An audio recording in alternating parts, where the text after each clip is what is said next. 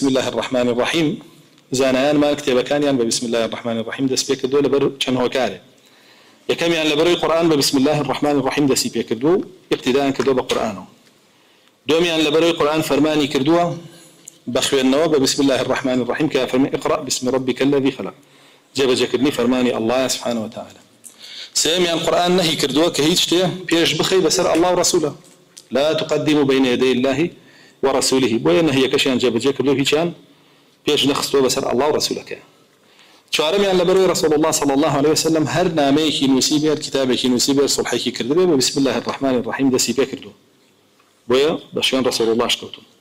كان جميعا رسول الله صلى الله عليه وسلم هر كاريكي كردبه بوخوي بسم الله فرموه بدمي ونمنا ناني خواردبه وتيتي بسم الله دزنجي كردبه وتيتي بسم الله لمال درشقه وتيتي بسم الله جلي لبر كردبه وتيتي بسم الله هر شيء كردبه فرميتي بسم الله ويما سنتك قولي سنتك فعلي رسول الله صلى الله عليه وسلم وخالي بينجم خالي ششم لبروي سلفي صالح مان سيجي لبرزه كمان صحابه تابعي كان وانيش هم مشتكيان بسم الله الرحمن الرحيم دس بكردوه خالي حوتم لبر أوي